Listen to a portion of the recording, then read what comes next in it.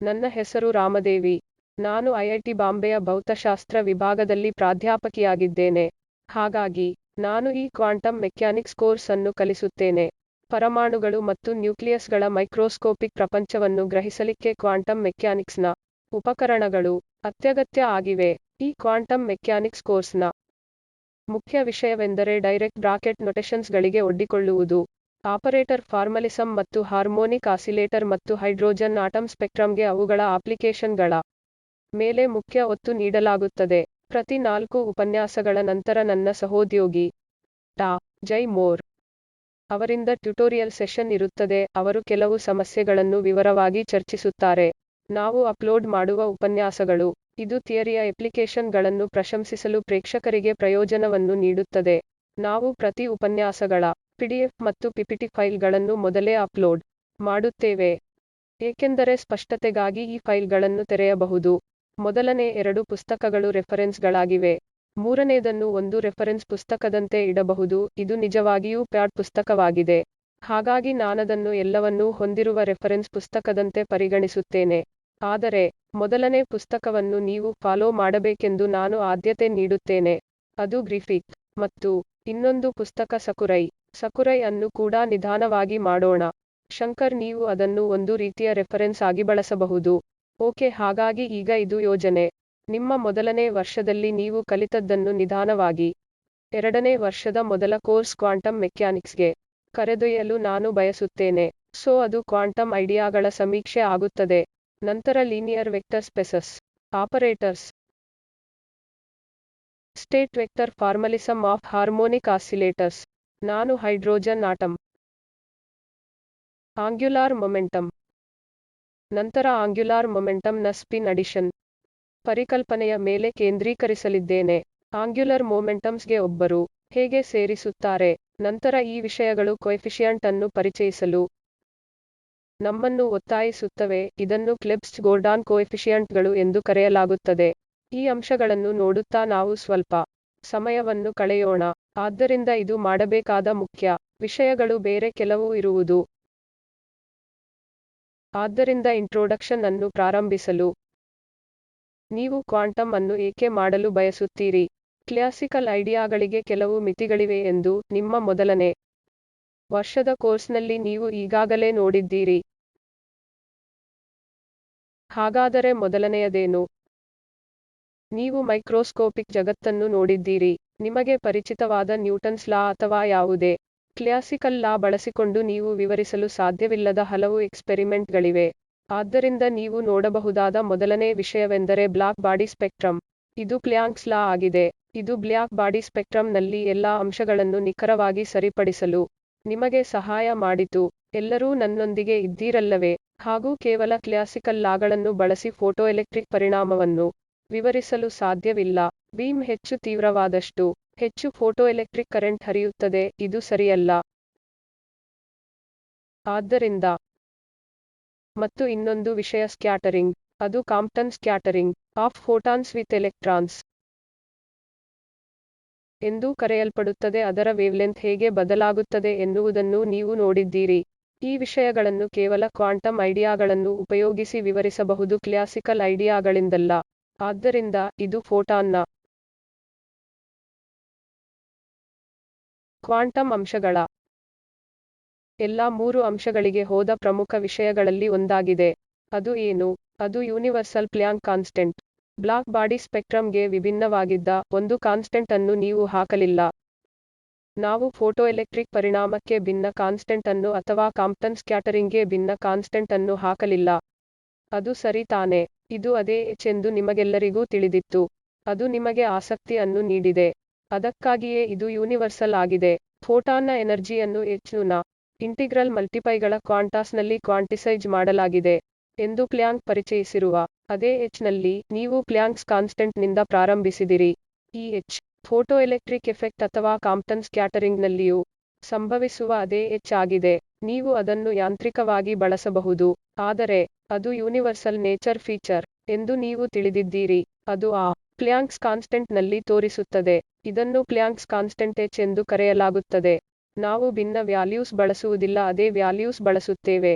ಆದ್ದರಿಂದ ಕ್ವಾಂಟಮ್ ರಿಜೀಮ್ಗೆ ಕಾರಣವಾಗುವ ಕಾನ್ಸ್ಟೆಂಟ್ನ ಪರಿಚಯದ ಅಗತ್ಯವಿತ್ತು. ಆದ್ದರಿಂದ h ಟೆಂಡಿಂಗ್ ಟು 0 ಕ್ಲಾಸಿಕಲ್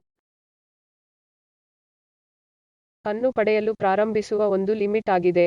ಆದ್ದರಿಂದ h ನಾಟ್ ಈಕ್ವಲ್ ಟು 0 ನಾವು ಕ್ವಾಂಟಮ್ ರಿಜೀಮ್ ಎಂದು ಕರೆಯುವ ಇದು 1 ಆಗಿದೆ. ಪ್ಲ್ಯಾಂಕ್ಸ್ ಈಕ್ವೇಷನ್ ಇದು ಕೂಡ ನಿಮಗೆ ತಿಳಿದಿದೆ. E equal to h nu ಮತ್ತು ಮಾಸ್ ಲೆಸ್ ಪಾರ್ಟಿಕಲ್ಗಾಗಿ ನೀವು ಐನ್ಸ್ಟೀನ್ನ ರಿಲೇಟಿವಿಸ್ಟಿಕ್ ಎನರ್ಜಿ ಅನ್ನು ಉಪಯೋಗಿಸಬಹುದು. ಅದು ಏನು? E ಈಕ್ವಲ್ ಟು pc ಮತ್ತು h ಓವರ್ ಲ್ಯಾಂಬ್ಡಾ. ಆಗಬೇಕಾದ ಫೋಟಾನ್ನ ಮೊಮೆಂಟಮ್ ಅನ್ನು ಕೂಡ ನೀವು ಪ್ರಯತ್ನಿಸಿ ಬರೆಯಬಹುದು. ಪ್ರತಿಯೊಬ್ಬರೂ ಇದರೊಂದಿಗೆ ಪರಿಚಿತರಾಗಿದ್ದೀರಿ. ಆದ್ದರಿಂದ ಮಾಸ್ ಲೆಸ್ ಫೋಟಾನ್ಗಾಗಿ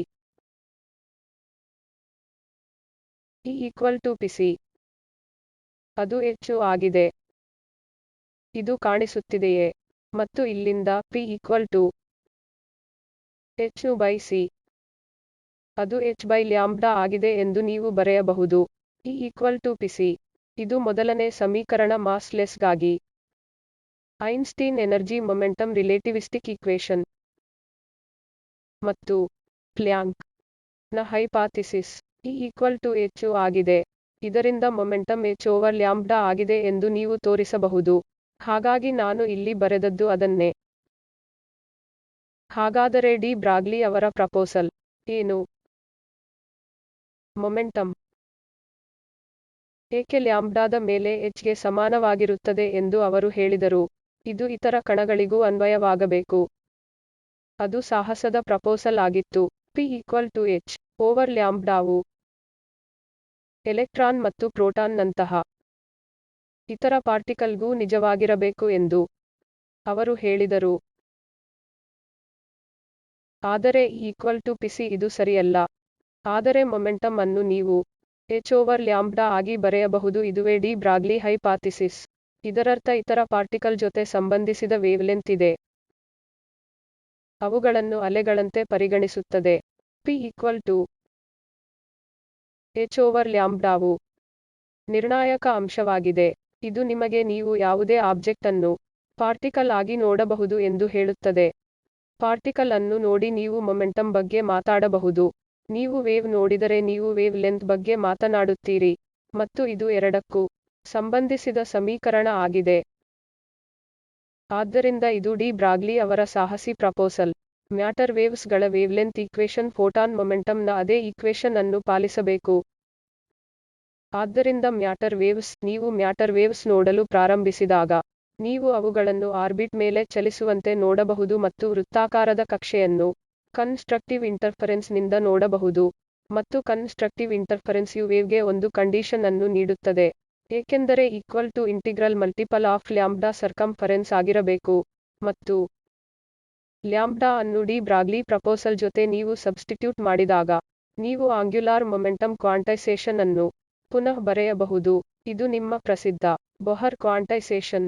ಇದನ್ನು ನೀವು ಪ್ರಪೋಸಲ್ ಆಗಿ ಓದಿರಬಹುದು. ಒಮ್ಮೆ ನೀವು ಅದನ್ನು ವೇವ್ ಎಂದು ತೆಗೆದುಕೊಳ್ಳಲು ಪ್ರಾರಂಭಿಸಿದಾಗ ಮತ್ತು ವೃತ್ತಾಕಾರದ ಆರ್ಬಿಟ್ ನಲ್ಲಿ ಕನ್ಸ್ಟ್ರಕ್ಟಿವ್ ಇಂಟರ್ಫರೆನ್ಸ್ ಅನ್ನು ನೋಡಿದರೆ ನೀವು ಸ್ವಯಂಚಾಲಿತವಾಗಿ ಆರ್ಬಿಟಲ್ ಆಂಗ್ಯುಲಾರ್ ಮೊಮೆಂಟಮ್ ನ ಕ್ವಾಂಟೈಸೇಷನ್ ಅನ್ನು ಪಡೆಯುತ್ತೀರಿ ಎಂದು ನಾನು ಹೇಳಲು ಪ್ರಯತ್ನಿಸುತ್ತಿದ್ದೇನೆ. ಇವು ಪ್ರಸಿದ್ಧ ಡೇವಿಸನ್ ಗೆರ್ಮೆರ್ ಎಕ್ಸ್ಪೆರಿಮೆಂಟ್ ಗಳಾಗಿವೆ ಮತ್ತು ನೀವು ಎಲೆಕ್ಟ್ರಾನ್ ಬೀಮ್ ಮತ್ತು ಎಲೆಕ್ಟ್ರಾನ್ ಬೀಮ್ ನ ಡಿಫ್ರಾಕ್ಷನ್ಗಳನ್ನು ಸಹ ನೋಡಬಹುದು ಎಂದು ಇವು ತೋರಿಸುತ್ತವೆ.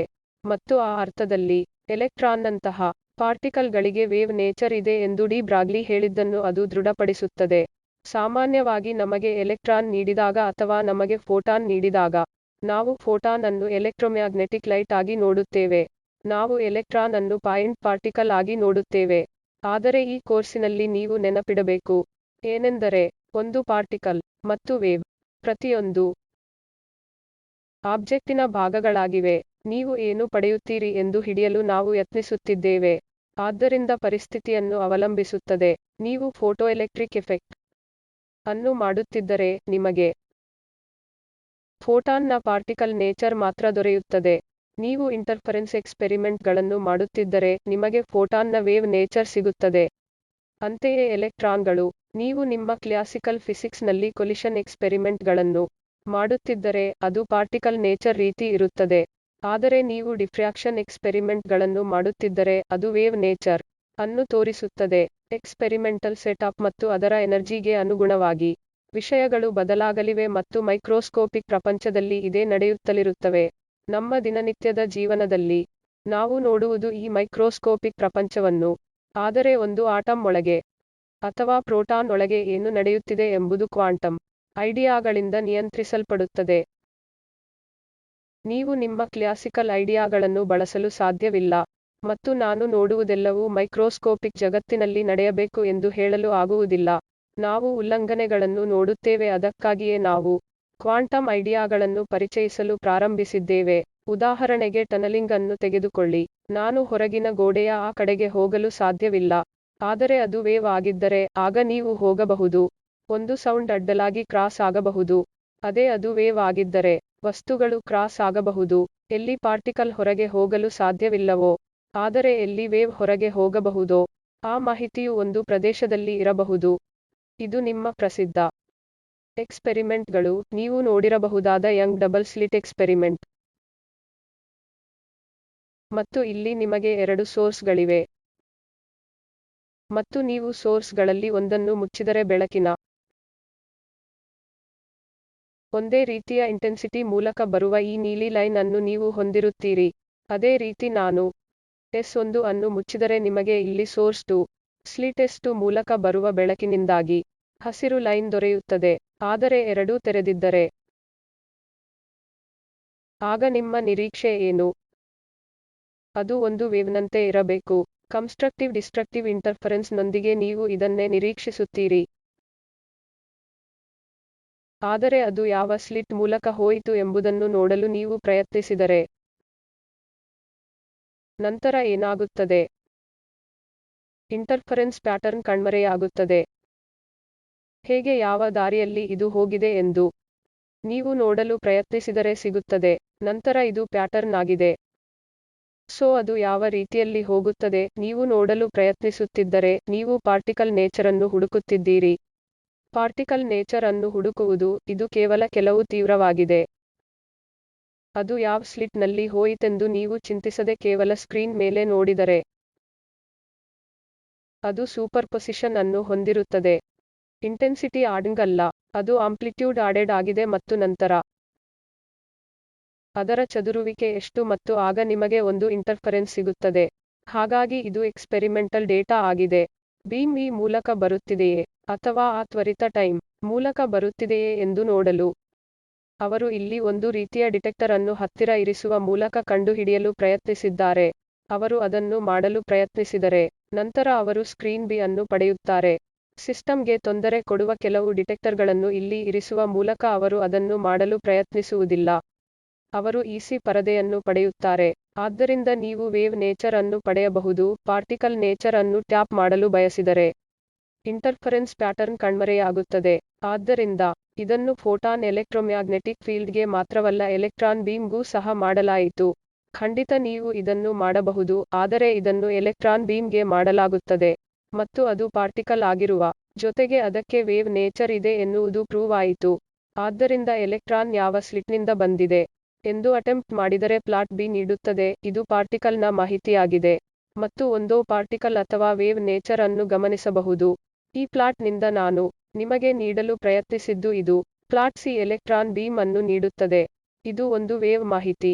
ಹಾಗಾಗಿ ನಾನು ನಿಮ್ಮನ್ನು ನಿಧಾನವಾಗಿ ವೇವ್ ಪಾರ್ಟಿಕಲ್ ಡ್ಯುಯಾಲಿಟಿಗೆ ಕರೆದೊಯ್ದಿದ್ದೇನೆ. ನಿಮ್ಮಲ್ಲಿ ಜೆಕಿಲ್ ಮತ್ತು ಹೈಡೆ ಅನ್ನು ಯಾರೆಲ್ಲ ಓದಿದ್ದೀರಿ? ಆದ್ದರಿಂದ ಇದು ಕ್ಯಾರೆಕ್ಟರ್. ಒಂದೇ ವ್ಯಕ್ತಿಗೆ 2 ಕ್ಯಾರೆಕ್ಟರ್ಗಳಿವೆ ಎಂದು ತೋರುತ್ತದೆ. ಜೆಕಿಲ್ನ 2 ಪಾತ್ರಗಳು ಉತ್ತಮ ಮತ್ತು ಒಂದೇ ಆಗಿದೆ. ಆದರೆ ಇಲ್ಲಿ ಪ್ರತಿಯೊಂದು ವಸ್ತುವು ವೇವ್ ನೇಚರ್ ಮತ್ತು ಪಾರ್ಟಿಕಲ್ ನೇಚರ್ ಹೊಂದಿದೆ ಎಂದು ತೋರುತ್ತದೆ ಎಂದು ನಿಮಗೆ ತಿಳಿದಿದೆ. ಆದರೆ ನೀವು ಏನನ್ನು ಹುಡುಕಲು ಬಯಸುತ್ತೀರಿ ಎಂಬುದನ್ನು ತನಿಖೆ ಮಾಡಲು ಪ್ರಯತ್ನಿಸಿದರೆ ಅದು ಆ ಕ್ಯಾರೆಕ್ಟರ್ ಅನ್ನು ತೋರಿಸುತ್ತದೆ. ಒಂದರ್ಥದಲ್ಲಿ ನಮ್ಮೆಲ್ಲರಲ್ಲಿ ವೇವ್ ಕ್ಯಾರೆಕ್ಟರ್ ಮತ್ತು ಪಾರ್ಟಿಕಲ್ ಕ್ಯಾರೆಕ್ಟರ್ ಎರಡೂ ಇವೆ. ನಮ್ಮ ವೇವ್ ಕ್ಯಾರೆಕ್ಟರ್ ಏಕೆ ಕಾಣಿಸುತ್ತಿಲ್ಲ? ಏಕೆ ಎಂದು ನಿಮಗೆ ತಿಳಿದಿದೆಯೇ? ವೇವ್ಲೆಂತ್ ತುಂಬಾ ಚಿಕ್ಕದಾಗಿದೆ. ಅದನ್ನು ಪ್ರಸ್ತುತವಾಗಿ ಅಳೆಯಲು ಸಾಧ್ಯವಿಲ್ಲ. ಆದ್ದರಿಂದಲೇ ನೀವು ವೇವ್ ಪಾತ್ರವನ್ನು ನೋಡುತ್ತಿಲ್ಲ. ಆದರೆ ನೀವು ನಿಜವಾಗಿಯೂ ಚಿಕ್ಕ ದ್ರವ್ಯರಾಶಿ ಇರುವ ಎಲೆಕ್ಟ್ರಾನ್ ಅನ್ನು ತೆಗೆದುಕೊಂಡರೆ ವೇವ್ಲೆಂತ್ ಒಂದು ಅಳೆಯಬಹುದಾದ ರೆಜೀಮ್ ಆಗಿದೆ. ಆದ್ದರಿಂದ ನೀವು 2 ವೇವ್ ಕ್ಯಾರೆಕ್ಟರ್ ಅನ್ನು ಹೊಂದಬಹುದು ಮತ್ತು ಎಲ್ಲರಿಗೂ ಅದು ಇರುತ್ತದೆ, ಆದರೆ ನಮ್ಮ ವಿಷಯದಲ್ಲಿ ಪ್ರಬಲವಾದದ್ದು ಯಾವುದು ಅದು ಪಾರ್ಟಿಕಲ್ ಕ್ಯಾರೆಕ್ಟರ್ ಮಾತ್ರ. ಆದರೆ ವೇವ್ ಕ್ಯಾರೆಕ್ಟರ್ಗೆ ವೇವ್ಲೆಂತ್ನ ಮೆಷರ್ಮೆಂಟ್ನ ಅಗತ್ಯವಿದೆ. ಇದು ಎಕ್ಸ್ಪೆರಿಮೆಂಟಲ್ ರಿಜೀಮ್ನ ಒಳಗಿದೆ ಮತ್ತು ಅದು ಮೈಕ್ರೋಸ್ಕೋಪಿಕ್ ಜಗತ್ತಿನಲ್ಲಿ ಮಾತ್ರ ಸಂಭವಿಸುತ್ತದೆ. ಆದ್ದರಿಂದ ನೀವು ಎಲ್ಲಾ ಗ್ರಹಗಳ ಅಧ್ಯಯನ ಮಾಡುವಾಗ ನೀವು ಕ್ವಾಂಟಮ್ ಮಾಡುವುದಿಲ್ಲ. ಏಕೆ? ಆದ್ದರಿಂದ ಪಾಯಿಂಟ್ ಏನೆಂದರೆ ಅದು ನಿಜವಾಗಿಯೂ ಬೃಹತ್ ಆಬ್ಜೆಕ್ಟ್ ಆಗಿದೆ ಮತ್ತು ನೀವು ಕೆಪ್ಲರ್ ಲಾಗಳನ್ನು ಮಾಡುತ್ತೀರಿ ಮತ್ತು ಅದು ಸರಿಯಾಗಿದೆ. ವೇವ್ ಕ್ಯಾರೆಕ್ಟರ್ನ ಬಗ್ಗೆ ಚಿಂತೆ ಮಾಡುವ ಅಗತ್ಯವಿಲ್ಲ. ಆದ್ದರಿಂದ ಅದಕ್ಕಾಗಿ ನೀವು ಅದನ್ನು ಪ್ರಶಂಸಿಸಬೇಕು. ನಾನು ಕ್ವಾಂಟಮ್ ರೆಜೀಮ್ ಬಗ್ಗೆ ಕಲಿಸುತ್ತಿದ್ದೇನೆ ಎಂದ ಮಾತ್ರಕ್ಕೆ ಅದು ದಿನನಿತ್ಯದ ಜೀವನಕ್ಕೆ ಬೇಕಾಗಿದೆ ಎಂದು ಅರ್ಥವಲ್ಲ. ಆದರೆ ಕೆಲವೊಂದು ಸನ್ನಿವೇಶಗಳಲ್ಲಿ ಅದನ್ನು ಬಳಸಬೇಕಾಗುತ್ತದೆ. ಆದ್ದರಿಂದ ವೇವ್ ಪಾರ್ಟಿಕಲ್ ಡ್ಯುಯಾಲಿಟಿ. ಆದ್ದರಿಂದ ನಾನು ನಿಮ್ಮನ್ನು ನಿಧಾನವಾಗಿ ಕ್ಲಾಸಿಕಲ್ ಮೆಕ್ಯಾನಿಕ್ಸ್ ನಿಂದ ಹೊರತೆಗೆಯುತ್ತಿದ್ದೇನೆ. ನೀವು ನ್ಯೂಟನ್ ಲಾ ಮಾಡಿದಾಗ ನೀವು ಎಲ್ಲಾ ನ್ಯೂಟನ್ಸ್ ಲಾ ಬರೆಯುತ್ತೀರಿ. ಅಲ್ಲಿ ನೀವು ಅದರ ಬಗ್ಗೆ ಚಿಂತಿಸುವುದಿಲ್ಲ. ನೀವು ಪೊಸಿಷನ್ ಮತ್ತು ಮೊಮೆಂಟಮ್ ಗಾಗಿ ಏಕಕಾಲಿಕ ವ್ಯಾಲ್ಯೂಗಳನ್ನು ಹೊಂದಬಹುದು. ನೀವು ಮೊದಲನೇ ಸಮೀಕರಣ ಅಥವಾ ಎರಡನೇ ಸಮೀಕರಣ s=ut+12gt² ಅನ್ನು ಬರೆಯುತ್ತೀರಿ ಅಥವಾ ನೀವು ½ ಬರೆದಾಗ ನಿಮಗೆ ಪೊಸಿಷನ್ ಹಾಗೂ ಮೊಮೆಂಟಮ್ ಎರಡೂ ಸಹ ತಿಳಿದಿದೆ. ನಿಮಗೆ ಪೊಸಿಷನ್ ಗೊತ್ತಿದ್ದರೆ ಮೊಮೆಂಟಮ್ ಗೊತ್ತಿಲ್ಲ ಎಂದು ಅರ್ಥ ಅಲ್ಲ. ನೀವು ವೆಲಾಸಿಟಿ ಅಥವಾ ಮೊಮೆಂಟಮ್ ಅನ್ನು ಅಳೆಯಬಹುದು. ಅದಕ್ಕಾಗಿಯೇ ಅದು ಬಹಳ ಮುಖ್ಯವಾದ ಪಾಯಿಂಟ್ ಆಗಿದೆ. ನಿಮ್ಮ ಕ್ಲಾಸಿಕಲ್ ಲಾಗಳಲ್ಲಿ x ಮತ್ತು p ಅನ್ನು ಸೈಮಲ್ಟೇನಿಯಸ್ಲಿ ಕಾಣಬಹುದು. ಸಮೀಕರಣ ನ್ಯೂಟನ್ಸ್ ಲಾ ಆಗಿದೆ. ನ್ಯೂಟನ್ಸ್ ಲಾನಲ್ಲಿ ನಿಮ್ಮ ಗುರಿ ಏನು? ನೀವು x ಅನ್ನು p ಯ ಫಂಕ್ಷನ್ ಎಂದು ನಿರ್ಧರಿಸುತ್ತೀರಿ. ಒಮ್ಮೆ ನೀವು x ಅನ್ನು pd/dt ತೆಗೆದುಕೊಂಡರೆ ಅದು ನಿಮಗೆ ಮೊಮೆಂಟಮ್ ನೀಡುತ್ತದೆ. ನೀವು ಕ್ವಾಂಟಮ್ನ ಮೈಕ್ರೋಸ್ಕೋಪಿಕ್ ಜಗತ್ತಿಗೆ ಹೋದ ನಂತರ ಪರಿಸ್ಥಿತಿ ಸಂಪೂರ್ಣವಾಗಿ ಬದಲಾಗುತ್ತದೆ ಮತ್ತು ನಿಮಗೆ ಕ್ವಾಂಟಮ್ ಮೆಕ್ಯಾನಿಕ್ಸ್ ಬೇಕಾಗುತ್ತದೆ. x ಅನ್ನು ನಿಮಗೆ ಪೊಸಿಷನ್ ನೀಡುವ ಆ ಒಂದು ಎಂದು ನೀವು ಡಿಟರ್ಮಿನ್ ಮಾಡಲು ಸಾಧ್ಯವಿಲ್ಲ. p/d ಬ್ರಾಗ್ಲಿ ಹೈಪಾಥಿಸಿಸ್ ನಿಮಗೆ ವೇವ್ ನೇಚರ್ ನೀಡಿದರೆ x ನಿಮಗೆ ಪಾರ್ಟಿಕಲ್ ನೇಚರ್ ಅನ್ನು ನೀಡುತ್ತದೆ. ನಾನು ಹೇಳಿದಂತೆ ನೀವು ಪಾರ್ಟಿಕಲ್ ಮತ್ತು ವೇವ್ ನೇಚರ್ ಗಳನ್ನು ಸೈಮಲ್ಟೇನಿಯಸ್ಲಿ ಪಡೆಯಲು ಸಾಧ್ಯವಿಲ್ಲ.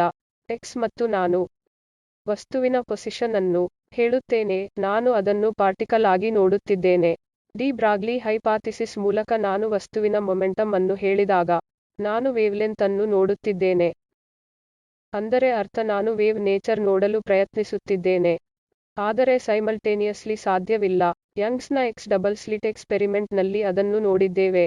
ನೀವು ಪಾರ್ಟಿಕಲ್ನ ಮಾಹಿತಿಯನ್ನು ತನಿಖೆ ಮಾಡಲು ಪ್ರಯತ್ನಿಸಿದರೆ ಅದು ಯಾವ ಸ್ಲಿಟ್ ಮೂಲಕ ಹೋಯಿತು ಎಂಬುದನ್ನು ನೋಡಲು ಸ್ಲಿಟ್ಗಳಲ್ಲಿ ಒಂದು ರೀತಿಯ ಡಿಟೆಕ್ಟರ್ ಇರಿಸುವ ಮೂಲಕ ಮಾಡಬಹುದು. ಆದರೆ ಆಗ ನೀವು ಇಂಟರ್ಫರೆನ್ಸ್ ಪ್ಯಾಟರ್ನ್ ಕಳೆದುಕೊಳ್ಳುತ್ತೀರಿ. ಆದರೆ ಅದು ಯಾವುದರಲ್ಲಿ ಹೋಯಿತು ಎಂದು ನೋಡದಿದ್ದರೆ ನೀವು ಇಂಟರ್ಫರೆನ್ಸ್ ಪ್ಯಾಟರ್ನ್ ಅನ್ನು ಪಡೆಯುತ್ತೀರಿ. ನೀವು ಹೋಗಲಾರಿರಿ ಮತ್ತು ಯಾವುದರಲ್ಲಿ ಹೋಯಿತು ಮತ್ತು ಇಂಟರ್ಫರೆನ್ಸ್ ಅದು ಸಾಧ್ಯವಿಲ್ಲ, ಸರಿಯಲ್ಲವೇ? x ಮತ್ತು p ಅನ್ನು ಎಸೈಮಲ್ಟೇನಿಯಸ್ಲಿ ಡಿಟರ್ಮಿನ್ ಮಾಡಲಾಗುವುದಿಲ್ಲ.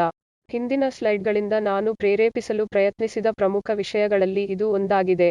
ಮತ್ತಿದು ನಿಮ್ಮ ಕೋರ್ಸ್ಗಳಲ್ಲಿ ನೀವು ಎಲ್ಲಾ ಮೆಕ್ಯಾನಿಕಲ್ ಕಲಿಯುವ ವಿಷಯವಾಗಿದೆ. ಹಿಂದಿನ ಕೋರ್ಸಾದ ಪ್ರಸಿದ್ಧ ಹೈನ್ಸ್ಬರ್ಗ್ ಅನ್ಸರ್ಟೇನಿಟಿ ಪ್ರಿನ್ಸಿಪಲ್ನಲ್ಲಿ ಪೊಸಿಷನ್ ಮತ್ತು ಮೊಮೆಂಟಮ್ ಅನ್ನು ನಿಖರವಾಗಿ ಮೆಷರ್ ಮಾಡಲು ಸಾಧ್ಯವಿಲ್ಲ. ಹಾಗಾಗಿ ಕ್ಲಾಸಿಕಲ್ ಮೆಕ್ಯಾನಿಕ್ಸ್ ನ್ಯೂಟನ್ಸ್ ಲಾ ಇಲ್ಲಿನ ಸಮೀಕರಣ ಆಗಿದೆ.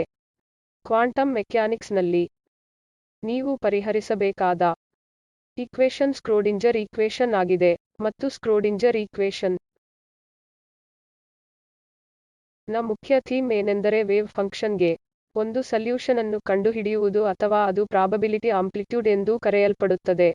ಒಂದು ಡೈಮೆನ್ಷನ್ ನಲ್ಲಿ ಇದನ್ನು psi x ನ ಫಂಕ್ಷನ್ ಎಂದು ಬರೆಯಲಾಗಿದೆ. ಇದು ಟೈಮ್ ಡಿಪೆಂಡೆಂಟ್ ಆಗಿರಬಹುದು. ಇದು ಒಂದು ಕಾಂಪ್ಲೆಕ್ಸ್ ಸಾಮಾನ್ಯ, ಇದು ಕಾಂಪ್ಲೆಕ್ಸ್ ಆಗಿರಬಹುದು. ಮತ್ತು ಯಾರ ಮಾಡ್ಯುಲಸ್ ಸ್ಕ್ವೇರ್ಡ್ ನಿಮಗೆ ಪ್ರಾಬಬಿಲಿಟಿ ನೀಡುತ್ತದೆ. ನಿಮ್ಮ ಮೊದಲನೇ ವರ್ಷದಲ್ಲಿ ನೀವು ಕಲಿತದ್ದು. ಆದ್ದರಿಂದ ಇದು ಕ್ಲಾಸಿಕಲ್ ಮೆಕ್ಯಾನಿಕ್ಸ್ ಮತ್ತು ಕ್ವಾಂಟಮ್ ಮೆಕ್ಯಾನಿಕ್ಸ್ ನಡುವಿನ ವ್ಯತ್ಯಾಸವಾಗಿದೆ. ಕ್ಲಾಸಿಕಲ್ ಮೆಕ್ಯಾನಿಕ್ಸ್ ಕೋರ್ಸ್ ಮಾಡುತ್ತಿರುವಾಗ ನೀವು ಈ ರೆಜೀಮ್ ನಲ್ಲಿರುತ್ತೀರಿ. ಈಗ ಕ್ವಾಂಟಮ್ ಮೆಕ್ಯಾನಿಕ್ಸ್ ಕೋರ್ಸ್ ನೀವು ಈ ಸೆಟ್ಟಿಂಗ್ನಲ್ಲಿರುತ್ತೀರಿ. ಆದ್ದರಿಂದ ಪರಿಚಿತ ಸ್ಕ್ರೋಡಿಂಜರ್ ಈಕ್ವೇಷನ್ ನಾನು ಬರೆದ ಎಡಭಾಗವು ಟೈಮ್ಗೆ ಸಂಬಂಧಿಸಿದಂತೆ ಪಾರ್ಷಿಯಲ್ ಡಿರೈವೇಟಿವ್ ಆಗಿದೆ ಮತ್ತು ಇಲ್ಲಿ ಬಲಭಾಗದಲ್ಲಿ ನಾನು ಎನರ್ಜಿ ಆಪರೇಟರ್ ಬರೆದಿದ್ದೇನೆ ಅಥವಾ ಹ್ಯಾಮಿಲ್ಟೋನಿಯನ್ ಎಂದು ಕರೆಯಬಹುದು. ಇದನ್ನು ಡಬಲ್ ಡಿರೈವೇಟಿವ್ ಆಫ್ ಪೊಸಿಷನ್ ಎಂದು ಪುನಃ ಬರೆಯಬಹುದು. ಸರಳತೆಗಾಗಿ ನಾನು ಅದನ್ನು ಒಂದು ಡೈಮೆನ್ಷನ್ನಲ್ಲಿ ಬರೆದಿದ್ದೇನೆ. ವಿ ಎಂಬುದು ಪಾರ್ಟಿಕಲ್ ಎದುರಿಸುತ್ತಿರುವ ಪೊಟೆನ್ಷಿಯಲ್ ಎನರ್ಜಿ ಆಗಿದೆ ಮತ್ತು ನಾವು ಯ psi ಈ ಸಮೀಕರಣವನ್ನು ಅನ್ನು ಪರಿಹರಿಸಲು ಬಯಸುತ್ತೇವೆ. ಅದು ವೇವ್ ಫಂಕ್ಷನ್ ಆಗಿದೆ. ಆದ್ದರಿಂದ ಸಮೀಕರಣಕ್ಕೆ ಅದುವೇ ಥೀಮ್ ಆಗಿದೆ. ಮತ್ತು ಈ ಸಮೀಕರಣ ಒಂದು ಪ್ರಪೋಸಲ್ ಎಂದು ನಿಮಗೆ ತಿಳಿದಿದೆ. ಅದರಲ್ಲಿ ಕೆಲವು ಸೂಚಕ ಮಾರ್ಗಗಳಿವೆ. ನೀವು ಅದರ ಎಲೆಕ್ಟ್ರೋಮ್ಯಾಗ್ನೆಟಿಕ್ ವೇವ್ ಅನ್ನು ನೋಡುವ ಮೂಲಕ ಅದನ್ನು ಪಡೆಯಬಹುದು. ಮತ್ತು ನಂತರ ನಾವು ಒಂದು ನಾನ್ಟ್ರಿವಿಯಲ್ ಪೊಟೆನ್ಷಿಯಲ್ ಎನರ್ಜಿಗಾಗಿ ಪ್ರಪೋಸ್ ಮಾಡಬಹುದು ಮತ್ತು ಅದುವೇ ಸ್ಕ್ರೋಡಿಂಜರ್ ಈಕ್ವೇಷನ್ ಆಗಿದೆ. ಮತ್ತು ಇದನ್ನು ಬಳಸಿ ಅನೇಕ ಎಕ್ಸ್ಪೆರಿಮೆಂಟಲ್ ಕರ್ವ್ಗಳನ್ನು ಅನೇಕ ಪ್ರಾಯೋಗಿಕ ಡೇಟಾಗಳನ್ನು ವಿವರಿಸಲಾಗಿದೆ. ಅಂದರೆ ಅದರರ್ಥ ಈ ಸಮೀಕರಣ ಅಷ್ಟು ನಿಖರವಾಗಿರಬೇಕು. ಇದು ಸರಿಯಾಗಿದೆ. ನ್ಯೂಟನ್ಸ್ ಲಾನಂತೆ ನೀವು ಅನೇಕ ವಿಷಯಗಳನ್ನು ಪರಿಶೀಲಿಸಲು ಪ್ರಯತ್ನಿಸಿದಾಗ ಯಾವುದೇ ಉಲ್ಲಂಘನೆ ಇರಲಿಲ್ಲ. ಅದೇ ರೀತಿ ಸ್ಕ್ರೋಡಿಂಜರ್ ಈಕ್ವೇಷನ್ ಸಹ ಉಪಯುಕ್ತವಾಗಿದೆ. ಆದ್ದರಿಂದ ಸಾರಾಂಶ ಹೇಳಲು ನಾನು ಅದನ್ನು ಫ್ಲೋ ಚಾರ್ಟ್ ಆಗಿ ಇಡುತ್ತೇನೆ. ಬೆಳಕಿನ ಡ್ಯುವಲ್ ನೇಚರ್ ಅನ್ನು ನೀವು ನೋಡಿದ್ದೀರಿ. ಬೆಳಕು ಸಾಮಾನ್ಯವಾಗಿ ಒಂದು ವೇವ್ ಆಗಿದೆ. ಆದರೆ ಬ್ಲ್ಯಾಕ್ ಬಾಡಿ ರೇಡಿಯೇಷನ್ ನ ಫೋಟೋಎಲೆಕ್ಟ್ರಿಕ್ ಪರಿಣಾಮ ಮತ್ತು ಕಾಂಪ್ಟನ್ ಪರಿಣಾಮದಿಂದ ನಾವು ಪಾರ್ಟಿಕಲ್ ನ ನೇಚರ್ ಅನ್ನು ನೋಡಬಹುದು. ಸಾಮಾನ್ಯವಾಗಿ ಕಣಗಳು ಪಾರ್ಟಿಕಲ್ ಆಗಿವೆ. ನೀವು ಕಣಗಳ ವೇವ್ ನೇಚರ್ ನೋಡಬಹುದು. ಅವುಗಳನ್ನು ಮ್ಯಾಟರ್ ವೇವ್ಸ್ ಅಥವಾ ಬ್ರೋಗ್ಲಿ ವೇವ್ಸ್ ಎಂದು ಕರೆಯಲಾಗುತ್ತದೆ. ಅವುಗಳನ್ನು ವಿವರಿಸಲು ನೀವು ಡಿಫ್ರ್ಯಾಕ್ಷನ್ ಎಕ್ಸ್ಪೆರಿಮೆಂಟ್, ಅನ್ಸರ್ಟೇನಿಟಿ ಪ್ರಿನ್ಸಿಪಲ್ ಅನ್ನು ನೋಡಬಹುದು. ನೀವು ವಿವಿಧ ವೇವ್ಸ್ ನ ಸೂಪರ್ಪೊಸಿಷನ್ ಅನ್ನು ಸಹ ನೋಡಬಹುದು. ವೇವ್ ಪ್ಯಾಕೆಟ್ ಅನ್ನು ನೋಡಲು ನೀವು ಗ್ರೂಪ್ ವೆಲಾಸಿಟಿ ನೋಡುತ್ತೀರಿ. ಆದ್ದರಿಂದ ಇವು ಪಾರ್ಟಿಕಲ್ ಗಳ ವೇವ್ ನೇಚರ್ ಅನ್ನು ನೋಡುವ ಮಾರ್ಗಗಳು. ಮತ್ತು ಸ್ಕ್ರೋಡಿಂಜರ್ ಈಕ್ವೇಷನ್ ಮ್ಯಾಟರ್ ವೇವ್ ಅನ್ನು ಮತ್ತು ನೀವು ಈಗಾಗಲೇ ಅಧ್ಯಯನ ಮಾಡಿರುವ ಕೆಲವು ಪರಿಕಲ್ಪನೆಗಳನ್ನು ವಿವರಿಸುವ ಸಮೀಕರಣ ಆಗಿದೆ. ಎಕ್ಸ್ಪೆಕ್ಟೇಷನ್ ವ್ಯಾಲ್ಯೂಗಳನ್ನು ಕಂಡುಹಿಡಿಯುವ ಪ್ರಾಬಬಿಲಿಟಿ ಅಥವಾ ಅವುಗಳನ್ನು ಪೊಸಿಷನ್ ಮೊಮೆಂಟಮ್ ಎನರ್ಜಿಯ ಸರಾಸರಿ ವ್ಯಾಲ್ಯೂಗಳು ಎಂದೂ ಕರೆಯುತ್ತಾರೆ ಮತ್ತು ಹಾಗಾಗಿ ಆದ್ದರಿಂದ ಇದು ಕ್ವಾಂಟಮ್ ಮೆಕ್ಯಾನಿಕ್ಸ್ ಮತ್ತು ನಾವು ಇದನ್ನು